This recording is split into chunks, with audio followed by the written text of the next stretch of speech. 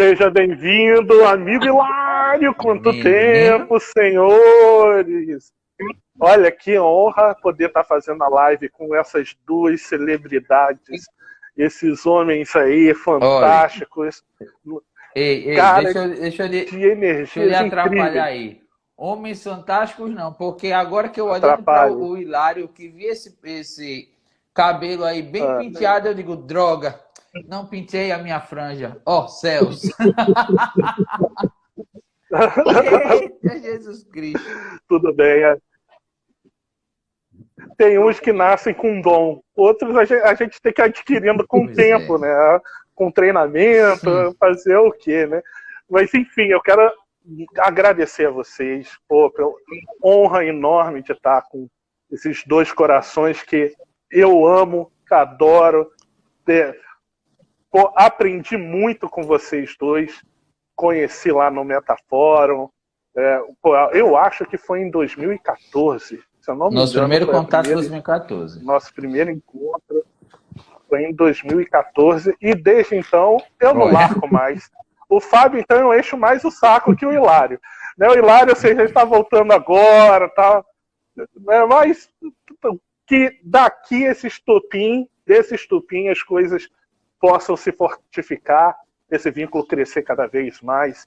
E ter vocês aqui nesse primeiro festival, trazendo a ideia de trazer uma visão mais humana, desse resgate, dessa essência, da experiência que vocês adquiriram, né, na vida. E eu sei que a história dos dois são fantásticas.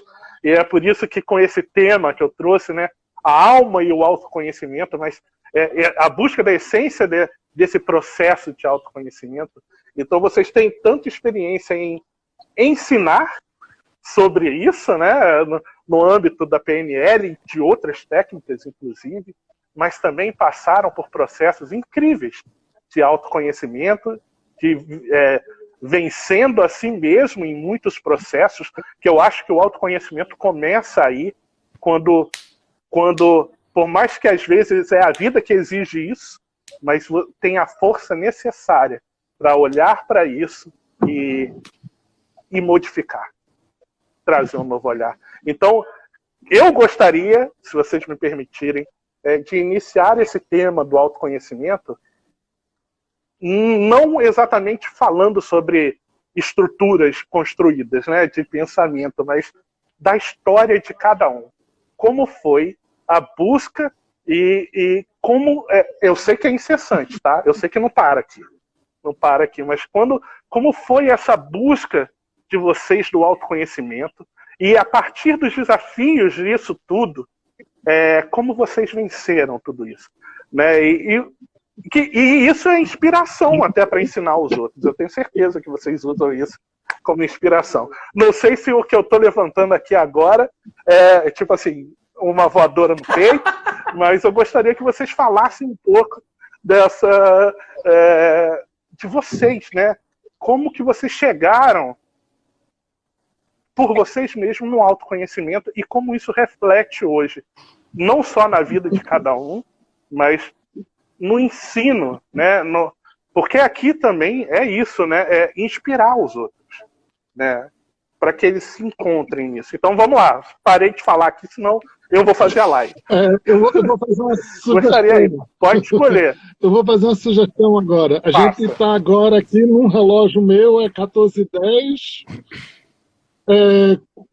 Quanto tempo a gente tem? 14h10 até as 15h10? Até as 15. Até as 15. Senão a live está sendo derrubada pelo próprio Instagram. Deu 1 hora e... Exatamente. Acho que comigo aqui... Senão a gente ficaria ficar mais inteiro. tempo. Agora tem firmeza. Tem firmeza. Vamos lá. Porque assim, eu gostaria de repartir isso, porque o Fábio é um educador que trabalha bastante com pessoas iniciando em carreira.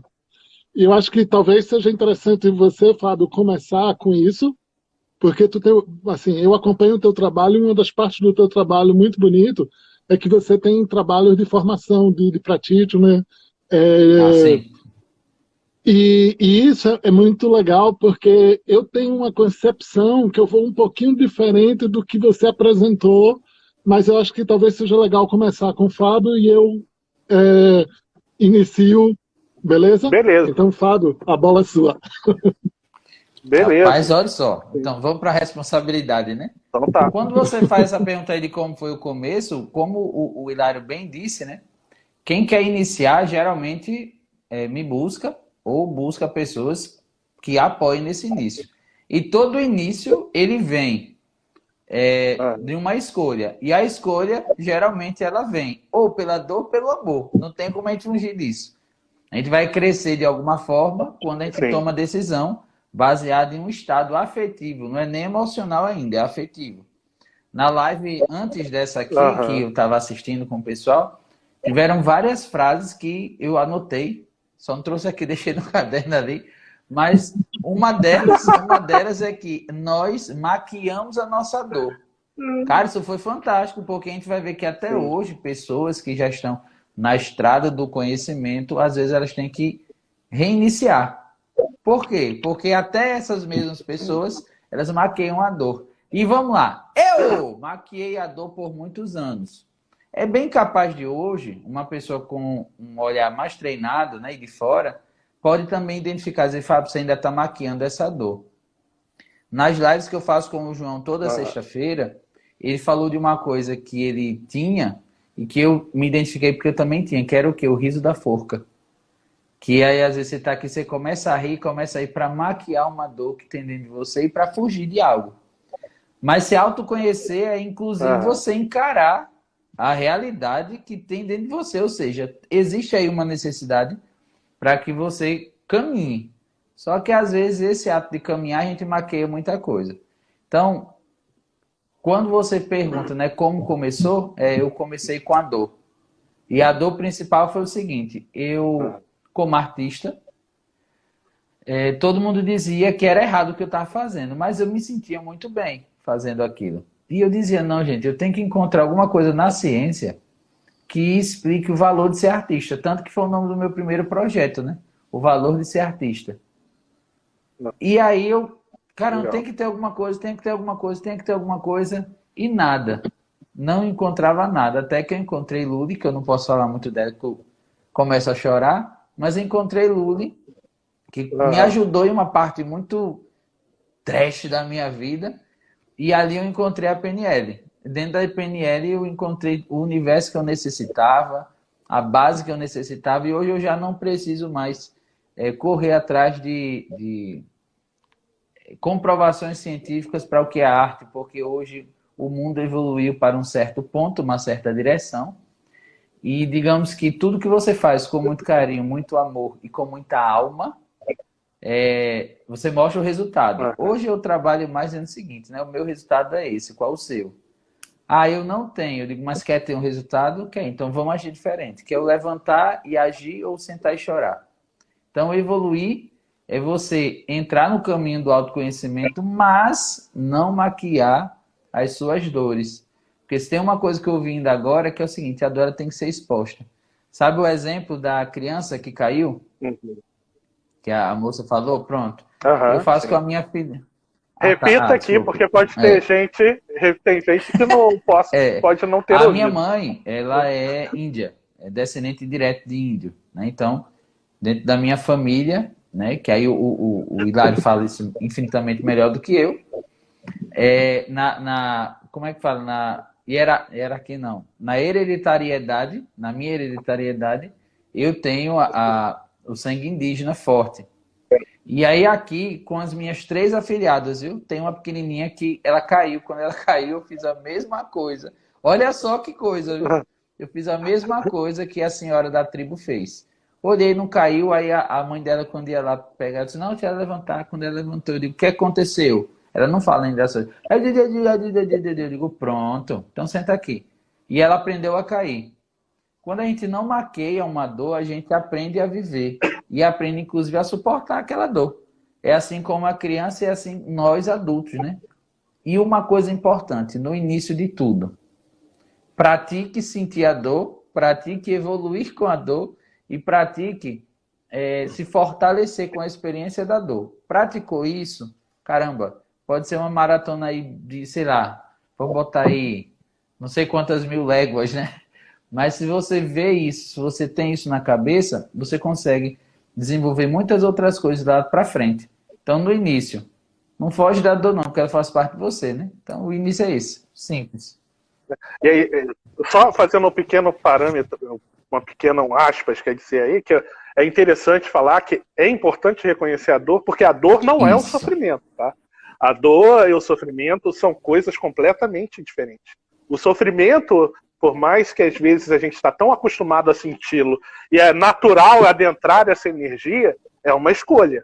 A gente tem o poder de olhar para o sofrimento, e é lógico que quando eu falo é uma escolha, né, o início de lidar com isso não é rápido e fácil, não. Exige um treinamento, exige um olhar, etc.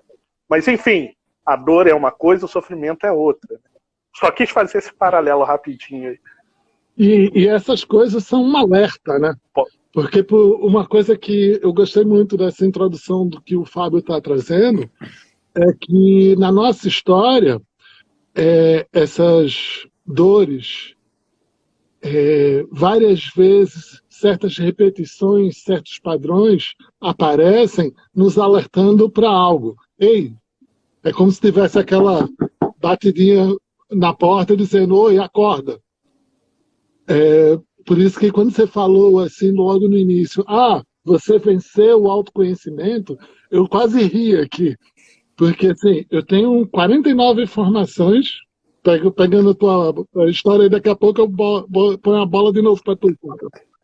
Desculpa aí, eu vou sair da live, porque eu não tenho esse gabarito todo. Mas assim, não é conteúdo, assim. Eu posso contar uma bibliografia eu sei. de que eu só comecei a falar com 4 anos. Eu estudei em colégio especial, meu colégio especial foi fundado pelo Paulo Freire, aquele educador que eu vim saber agora no 100 anos que meu colégio tinha sido fundado por ele.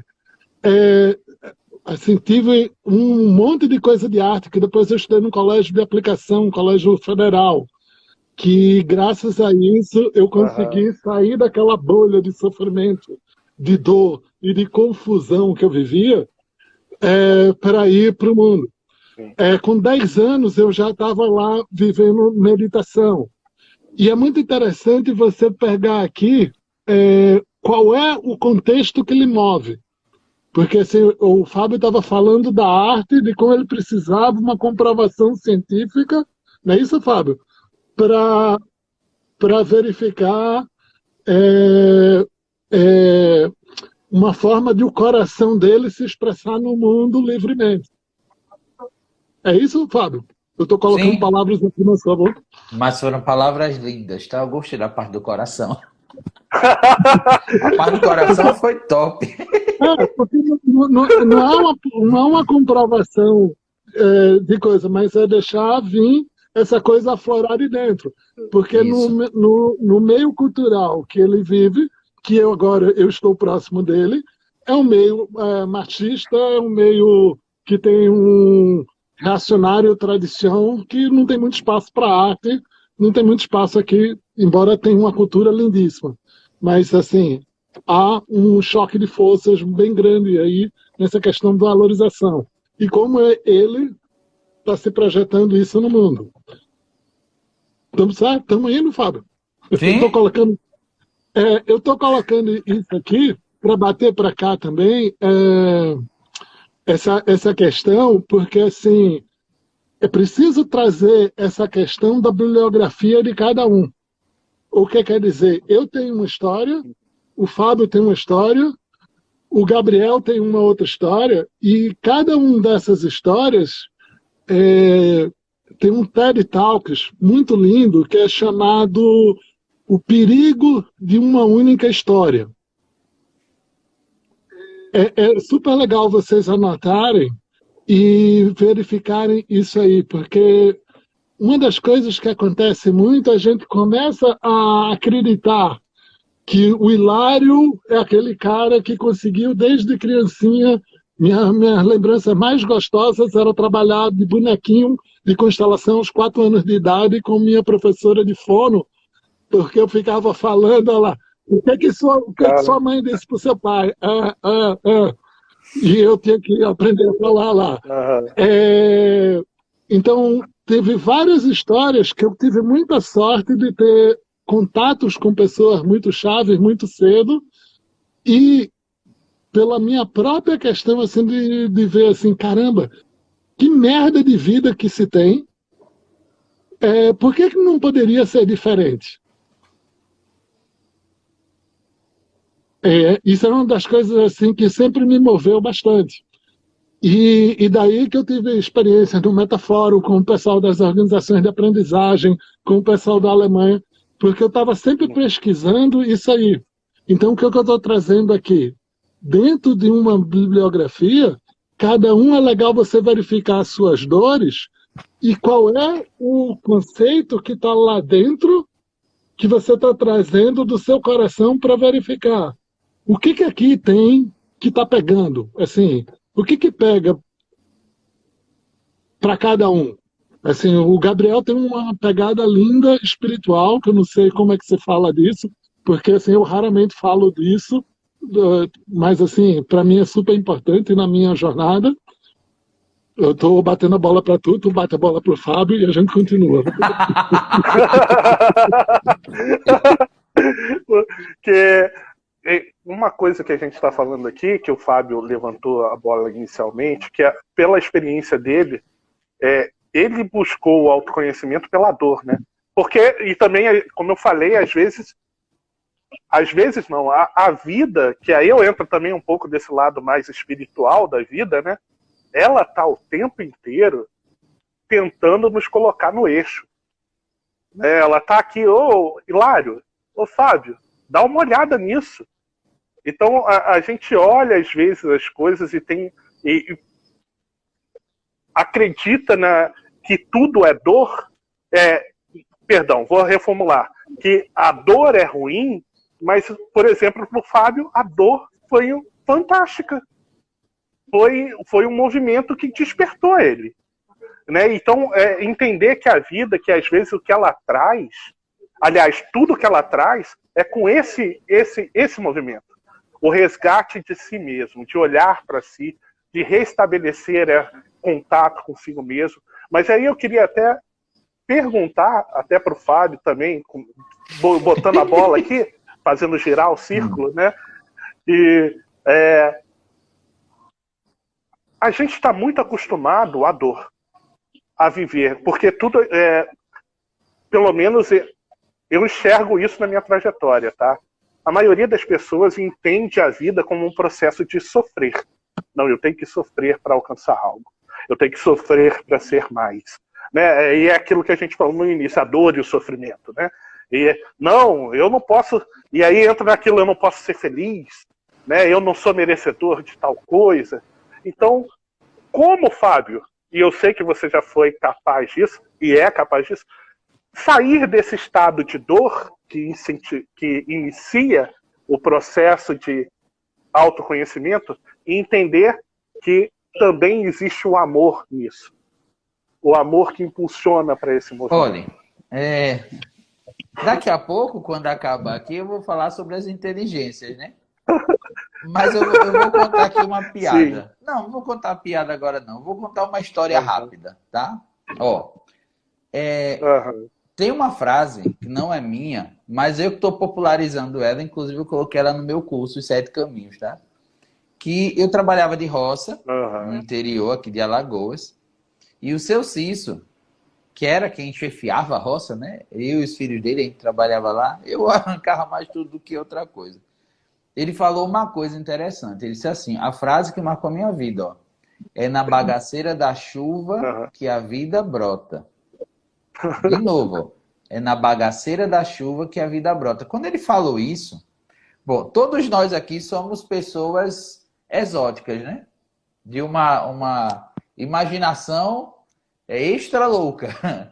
Quando ele falou isso, imediatamente eu imaginei, foi como se passasse um filme aqui no meu campo de visão, que eu vi do céu cair uma gota de água, batendo no chão, no caso da terra era seca, quando batia na água, na água já, na terra, a água fazia tchá e se misturava com a areia. Eu ainda vou fazer essa animação. Aí tchá, quando fazia isso, ela voltava e quando voltava, vários outros pingos aceleravam e nisso começou uma rama crescer, que era o feijão. Aí eu viagem danada, né? Aí eu digo, por que o senhor disse isso? Aí ele explicou, né? Porque todo mundo gosta do sol. É bom para ir para a praia, é bom para ir para um sítio, é bom para isso. E quando é na chuva, todo mundo corre. Mas é na bagaceira da chuva que a vida brota, porque sem a chuva que vem do céu, nada cresce. E eu, caramba, que miserável. Isso eu fui levando para a vida. E olha só, deixa eu ver se tem alguém Tem não, ninguém tão conhecido assim, mas veja, quando eu mudei do interior para a capital, eu passei fome, necessidade, enfim, então um monte de coisa que eu não vou contar aqui agora. Só que eu tinha uma coisa comigo, que aí quando você fala, né, o quê? Tá, eu tinha uma coisa que as pessoas ignoravam, mas que eu via como importante. O que que era? A piada. De tudo eu fazia piada. Até que teve um dia, que aí lá vai eu aqui, né? Como é que a gente desperta? Ou como é que a gente cria força? Com fé, meu amigo. Tenha fé em alguma coisa que você consegue. O que aconteceu? No interior, né? O senhor, a senhora, enfim, quem tivesse uma mercearia, no interior a gente via como rico, né? Que era uma crença bem limitante, né? E nisso eu sempre fui artista, né? Era palhaço, era dançarino, cantava, pintava. Quando eu mudei para aqui, eu era um Zé Ninguém. Ninguém me conhecia, nada, enfim. E além com tudo isso, eu comecei a emagrecer. E chega as articulações aparecendo de tão magro que eu estava. Não sei na cidade onde você está, Gabriel, ou na cidade onde o pessoal está aqui. Mas quando você muda e você emagrece logo, a primeira coisa que pensa é que você ou está doente ou está utilizando entorpecente, né? O que é que aconteceu? Eu encontro com uma menina, eu estava indo, o primeiro emprego que eu tive aqui foi o quê? Garçom na beira da praia. Quando eu passo, né, por essa rua, ela disse, Fábio, essa menina nem falava muito bem comigo no interior. Estava esperando pegar o ônibus. Aí eu tô ali, né? Ah, tudo bem, como é que vai lá? Você vai para onde? Eu digo, oxe, vou pro meu trabalho. Eu atendo turistas na beira da praia. Tô até aprendendo a falar em italiano, já sei xingar, que é uma maravilha. Ela, nossa, que legal, você sempre foi inteligente. E eu me achando o pior burro do mundo, viu? Olha o que aconteceu. Ela disse, você vai pegar que ônibus? Eu digo, o quê? Eu não acredito. Com uma praia linda dessa aqui, você vai de ônibus? Mentira, gente. Eu não tinha 10 centavos no bolso. Eu ia todo dia a pé. Era 1 hora e 45 minutos andando. E como matuto, eu não sabia andar pelo meio de Maceió. O que era que eu fazia? O Hilário vai entender isso. Eu saía na praia do Jaraguá e saía rodeando a costa todinha até o final da Cruz das Almas, perto de Jacarecica. Tu sabe a distância disso, né? Aí eu todo dia isso. Aí ela, você vai andando, vai, vamos lá, que a gente vai conversando. E foi batendo papo. Deu meia hora, essa menina começou a sentir dor na perna, mas antes disso ela dizia assim, Fábio, você vai a pé todo dia? Eu digo, claro, eu queria ter a sua vida. Eu digo, eu queria ter essa vida, não, eu queria ser como você. Eu digo, tem a minha vida. A gente foi caminhando. Aí ela disse, de onde é que você tira tanta força para ser assim? Eu digo, oxe, da minha vida. Tem a minha vida que tudo muda. Por exemplo, eu era muito magro, eu fazia piada de tudo comigo. E isso me deu um combustível e uma força, né? Tanto que até hoje, eu nunca quis trabalhar com palestra motivacional. Questão minha. Tá? O exemplo é mais motivador do que a fala. Mas você acredita que depois que comecei a contar a minha história e dar a estratégia de como eu saí, de como hoje, né? Toda vez quando eu estou no meio da bagaceira, eu tenho o quê? Consciência, né? Quando eu tenho consciência de que isso vai passar e que é daí que vai brotar uma vida nova, isso me dá força. Então, eu acredito que cada pessoa tem uma forma de entender como funciona e de sair de certos problemas. Então, se autoconhecer é o caminho. Quando eu me autoconheço, eu começo a entender para que serve a minha piada comigo mesmo. Eu vou entender por que eu ando tanto para mim. Se eu entendo para mim, olho para mim, ajo para mim, falta só eu o quê? Acordar, e agora utilizar um pouco da linguagem aqui, né? Para o universo de possibilidades. Porque se eu foco em mim, eu consigo me relacionar melhor com o que tem aqui fora. É o ato da gente caminhar a vida inteira na praia e achar que está dentro do mar. Existe um mar de possibilidades, mas a gente simplesmente está andando na areia da praia e já tem algum resultado. Imagine se mergulhar no mar, né? Vai, Lário, pega que é tua! É lindo, assim. É muito bom que o Fábio tem esse dom de comunicação e ele fala com amor, com essa coisa que está passando a mensagem.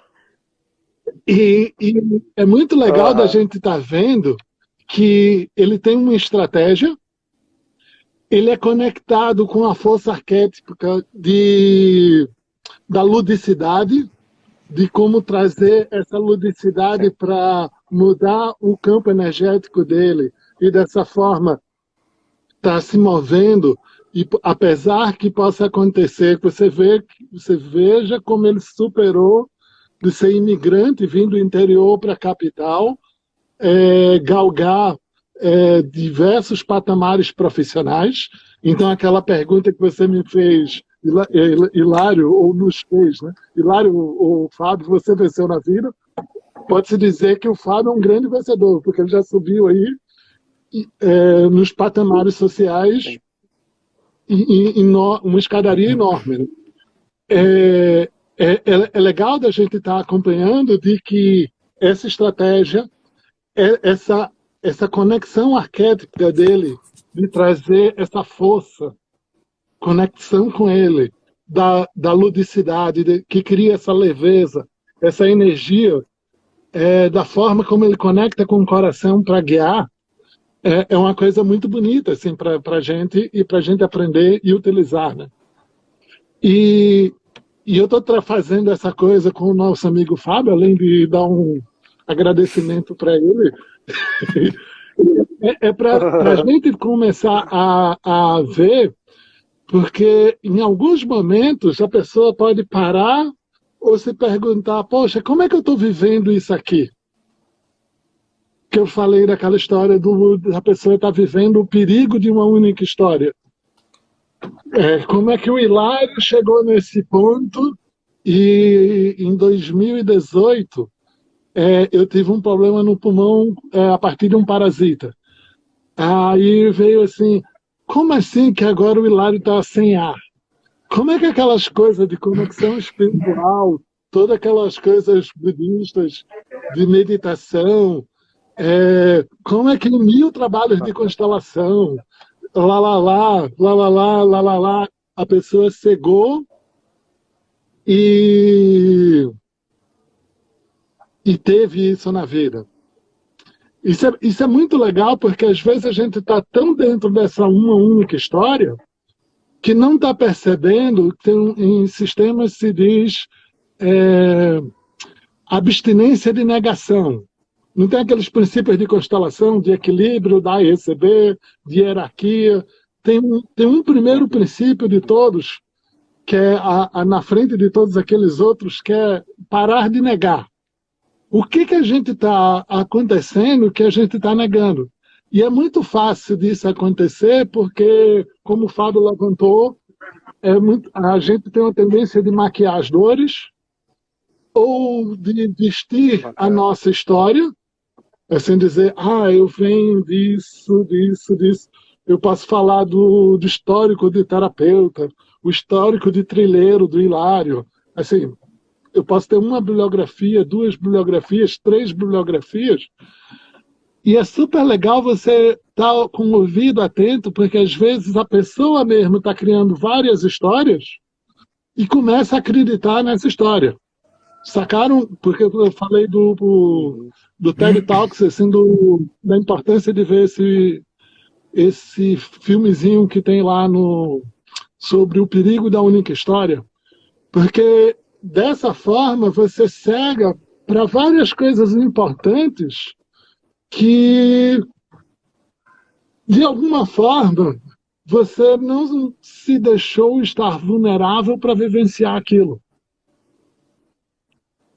E aí aparece uma dor, aparece a vida batendo, que é por isso que várias vezes eu chamo muito essa coisa assim de ilusão do autoconhecimento, porque assim, para quem está começando, é super importante saber quem são seus mentores, quem são as 10 pessoas que mais lhe influenciou. Eu peço direto, assim, porque assim, às vezes as pessoas ficam com vergonha de dizer, não, teve essa pessoa, teve essa outra. Sim, quem são? Porque quando você tem a recepção do lado masculino e do lado feminino da família, de você ter princípios de referência de pessoas também, você começa a ter um certo apadrinhamento de uma forma de pensar também, uma forma de sentir também, ter bons exemplos. E aí, com isso, você cria referenciais, tanto de formas de pensar, como de sentir para dentro de si.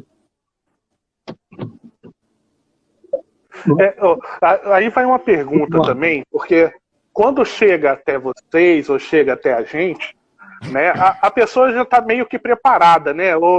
Porque as terapias que a gente faz não são terapias assim tão, né, tipo, não é, tipo, a pessoa vai procurar uma PNL, uma constelação, ela já busca entender um pouco antes, e eu estou aberto para isso, então já chega, já, pelo menos acredito, muitas vezes já assim, sabendo que vão ter coisas que vai ter que lidar, de alguma forma, né? Pelo menos tenha a coragem de ir até lá. Pode ser que quando bater na porta, corra, né? Toca a campainha e sai correndo. Isso pode acontecer também. Mas como que vocês veem, quais são as grandes dificuldades desse olhar? Por que existe tanto medo? Porque a gente tem um medo de não sermos autossuficientes, né? Porque a vida fala assim, não, você tem que ser forte, você tem que ser tudo, né? E quando o Fábio traz essa experiência, você traz também, não, é na chuva que a gente se reconstrói, então a gente cai, é normal cair e levantar, mas a gente tem uma dificuldade de, não, eu sou forte. E aí quando entra assim e fala, quem são os seus mentores? Quem te influencia? Por que quebra isso, né? Se eu sou forte, não, eu não dependo de ninguém nem de nada. Então, por que esse medo é tão latente na grande maioria? Como é que vocês enxergam isso? E como vocês lidam quando as pessoas chegam com essa dificuldade? Quando apresentam isso? Rapaz, a gente podia eu marcar... essa sua pergunta. Que fique gravada que eu vou copiar essa pergunta. A gente podia fazer um clube do Bolinha, assim, tira um dia de madrugada para bater papo aqui, porque eu não sei você, Hilário, mas quando eu converso com o Gabriel, aí o Gabriel vem e faz isso e a pergunta isso. Teve um dia que ele falou de uma história, eu tava mal, ele parece que sente, ele ligou, Fábio, tá tudo bem? Eu disse, não, tá acontecendo isso, então. Aí contou uma história, né? A vida é como se fosse um jogo de videogame, onde para você ir para a próxima fase, você tem que finalizar essa, enfrentar o chefão, então você tem que superar suas habilidades para passar. Aí, hoje eu penso que nada a ver, mas deu certo. Mas por que deu certo? Porque ele também fala com amor, né? Agora veja, quando o Gabriel fala que as pessoas já chegam para a gente, já com um pré-briefing, né? Olha, poxa, nem sei o que é, mas achei bonita a palavra. Um pré-briefing de tudo. Rapaz, se você tem essa sorte, parabéns, viu? Porque eu não tenho muito isso, não. O pessoal chega verde aqui. Agora, tem uma coisa importante. Eu criei um método ano passado, e aí já fiz curso, tem turma montada, que é chamado Método Lar. São 3 escolhas, né? Linguagem, abandono e reconhecimento. Mas antes de você chegar nisso aqui, você tem que abandonar o controle. Quando você fala da dificuldade, Gabriel, é que muita gente, inclusive, que já tem uma carga de conhecimento muito ampla, essa pessoa não consegue abandonar o controle em tudo. Eu vou dizer a você, eu, Fábio, fui um exemplo desse. Eu ia ser atendido por outra pessoa, que eu precisava, eu tinha que fazer terapia. Quando eu ia fazer a primeira coisa aqui dentro de mim, eu já estava julgando a pessoa. Que eu sei, ela está fazendo a pergunta errada. Eu vou responder, mas ela está fazendo a pergunta errada. Aí ela disse, aí foi fazer uma vez um lance dos bonequinhos, o cara disse, mas você é isso, isso aqui. Eu olhei para ele, quase que eu dou na cara dele. Eu digo, não, esse profissional é péssimo. Quer dizer, o controle é fogo, né? Agora, indo um pouquinho melhor, eu acredito que base é tudo, né? O Hilário, ele falou uma coisa que eu aprendi fazendo com as crianças. Ele falou dos bonequinhos, né? Que a fonoaudióloga fazia com você. Quando eu estou com alguma criança, e hoje o exemplo que eu tenho aqui é Giovana, que é minha filhada, e a minha sobrinha, que é a Eloá. A Eloá estava fazendo uma coisinha aqui, ela chegou aqui em casa, tudo ela chorava, porque ela não acertava de primeira. E eu lembrava de mim, né? Na praia. Aí eu disse, não, peraí. O que aconteceu aí? Não estou conseguindo. Ele faz de novo. Quando estava lá, disse, peraí, puf, caiu. Bora de novo. Eu vou lhe ajudar. E a gente repetiu várias vezes, até ela parar de chorar. E ela dizer de novo. Passou-se uma semana. Ó a base. Passou uma semana. Aí eu fui, eu estava fazendo alguma coisa e caiu, mas caiu mesmo, quando estava no final. Eu disse, vou fazer mais não. Ela atravessou a sala e disse, de novo, bora que eu te ajudo. Aí eu olhei aquilo assim, né? Com um tapa na minha cara, né? Por quê? Porque quando ela fez aquilo, ela está fazendo aquilo que aprendeu. Então a base é tudo. Algumas pessoas têm uma base direta. Outras pessoas têm uma base indireta. Ou seja, é como se ensina, né? Eu posso ensinar de forma direta ou posso ensinar de forma indireta. Aí tem muitas coisas aí no meio, né? Mas uma delas, que eu acredito para a gente poder evoluir, primeiro, a gente tem que abandonar o controle quando a gente quer ajuda. E aí entra o que a gente fala, nosso respeito, que é a linguagem. Quando eu tenho que abandonar alguma coisa que só me pesa e não serve de muita coisa. E quando eu reconheço o tamanho que eu tenho, o valor que eu tenho dentro de uma ecologia que é a minha vida, né? Ou seja, no planeta.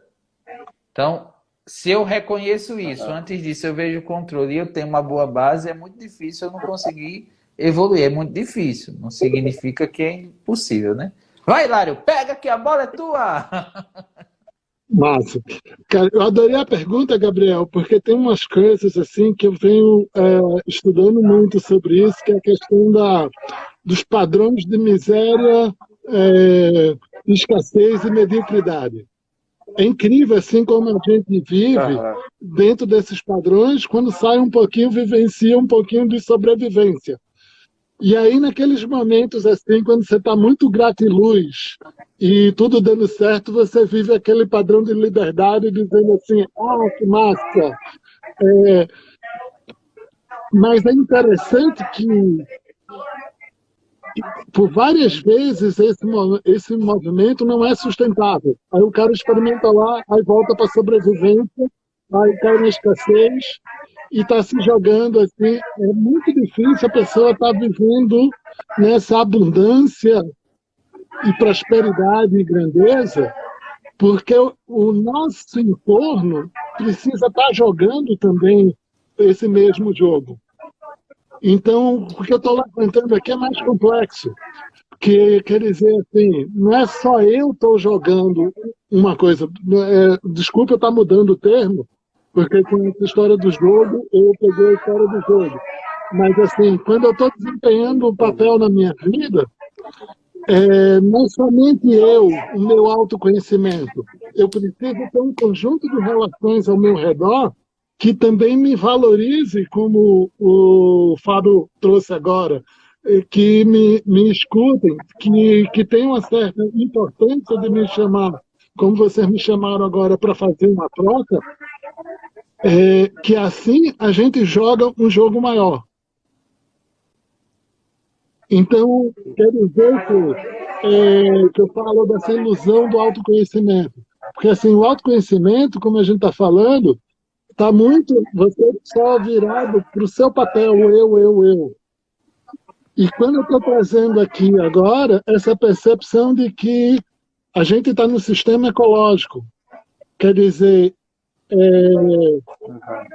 tudo que eu fiz só tem algum sentido quando o Gabriel fala lá, poxa, a gente teve aqueles momentos lá no Metafórum, o Fábio também, de todas as redes que nós criamos, que está beneficiando todo o sistema. E aí, quando a gente está com essa rede jogando, a gente começa a viver essa abundância, prosperidade e grandeza. E aí a gente não está... Aí eu quero fazer até outra pergunta dentro disso. Desculpe, Hilário, só te cortar.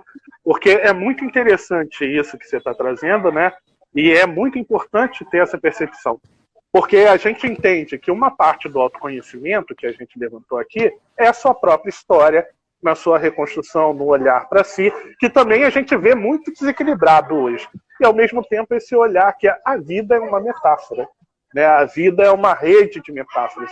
E entender essa metáfora, se reconhecer no processo, olhando as outras histórias, olhando as outras experiências, é algo realmente engrandecedor. E aí entra a pergunta, qual é a melhor maneira de obter um olhar para o externo para se reconhecer nisso?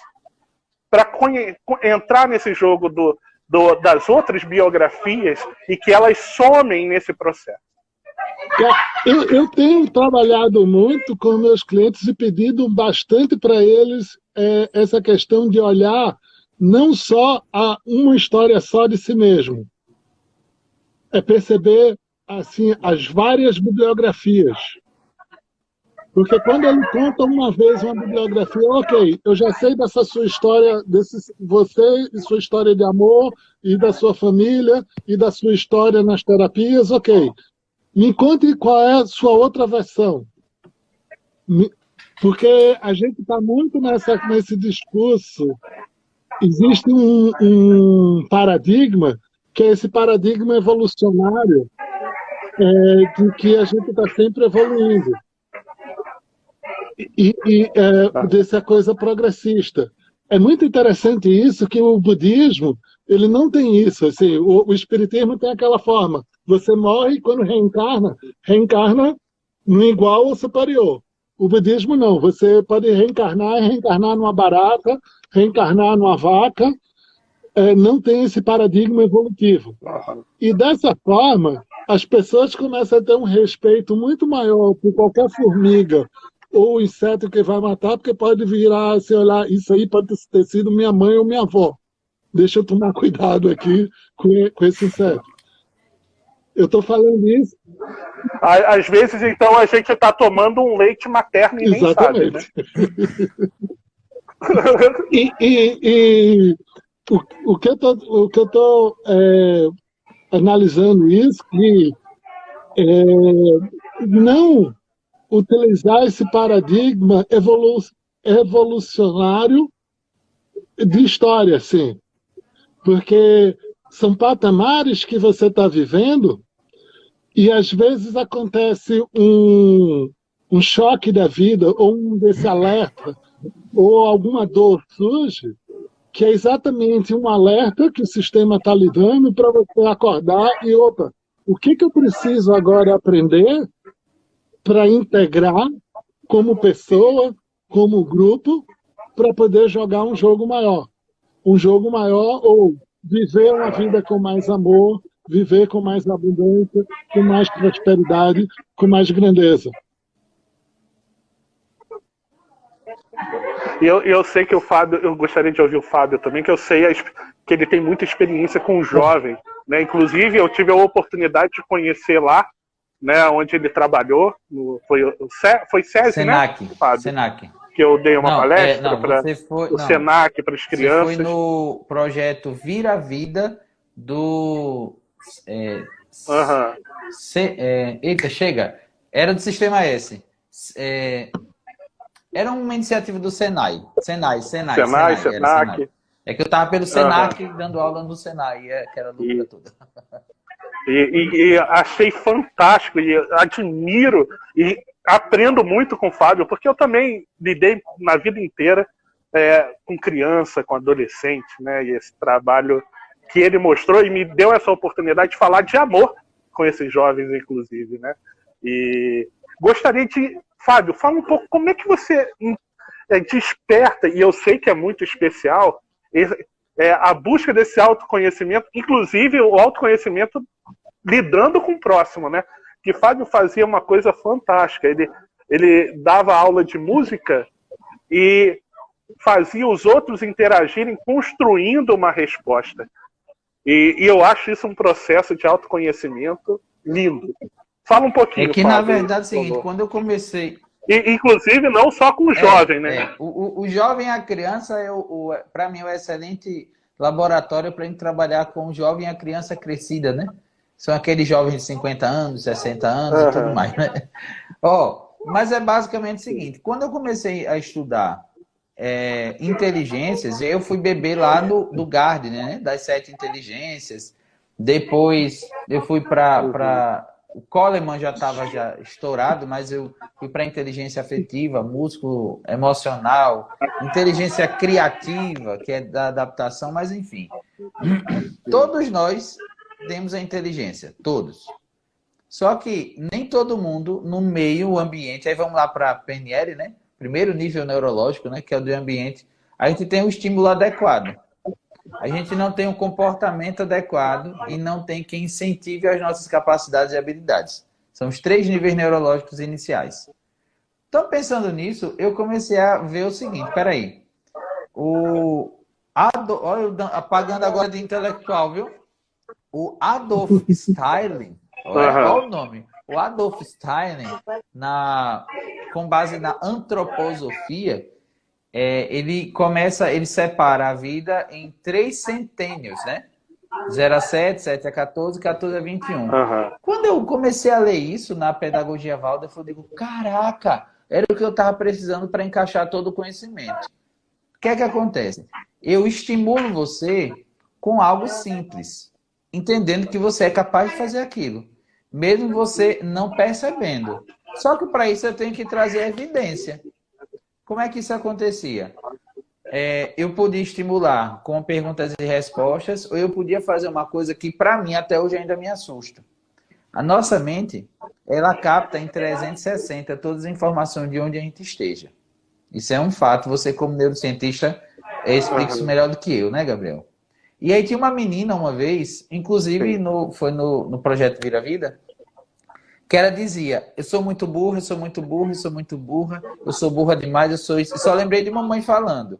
Eu tive que tirar essa mania de mamãe. Eu disse, você é burra, ela é.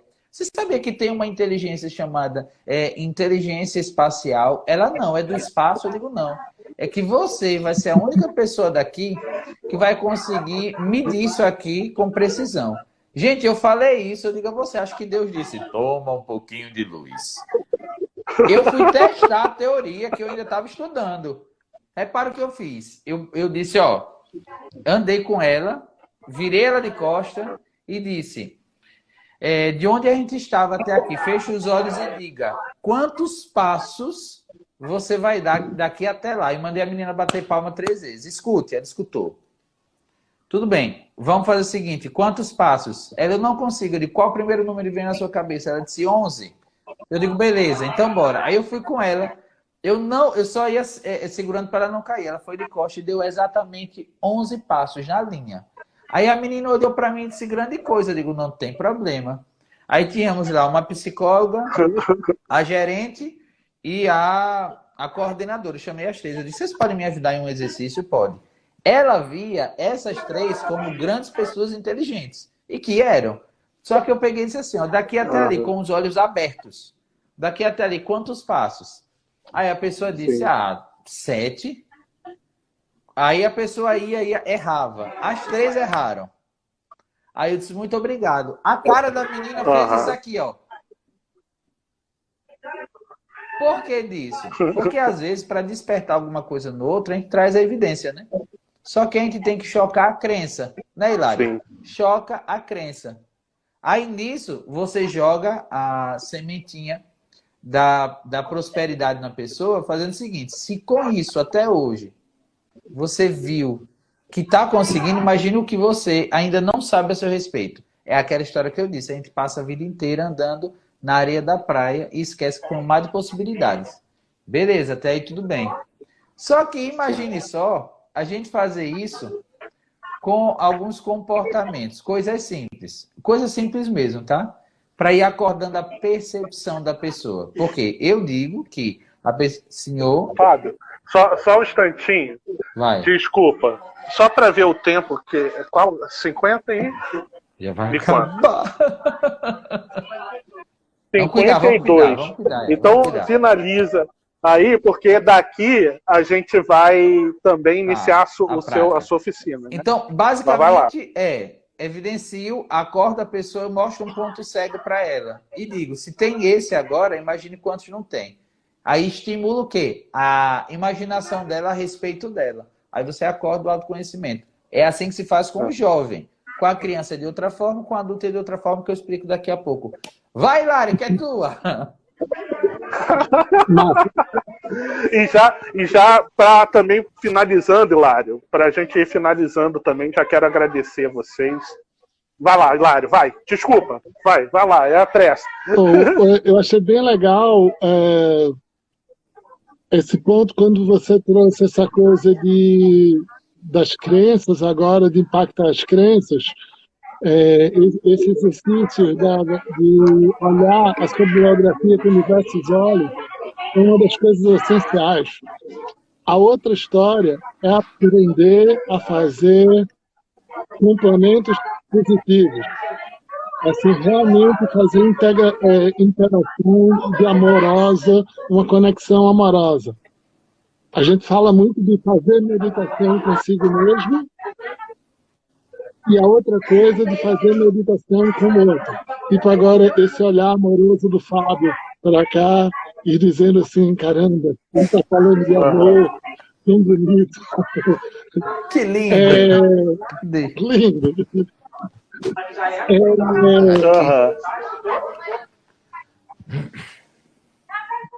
Não é só de estratégia de passinhos, é ter essa base interna de criar essa conexão com a Terra, com algo superior, alguma coisa de espiritualidade, o que seja, uma consciência maior, uma consciência... Porque não é só uma questão de indivíduo, individualista. Então, assim, se eu queria deixar uma mensagem aqui para todos, essa questão de não ficar tão preso nesse individualismo. A pessoa verificar quem são meus mentores, quais as diversas possibilidades da minha história.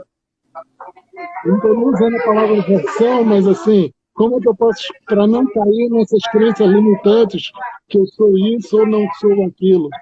Mas ter essa percepção de tudo e fazer esse treinamento de espiritualidade, de meditação e principalmente de estar com o outro, de estar presente em conexão com você, com o Fábio, comigo, com a audiência, com essas pessoas em volta que estão falando um bocado aqui. De ter Gente. esse exercício de conexão para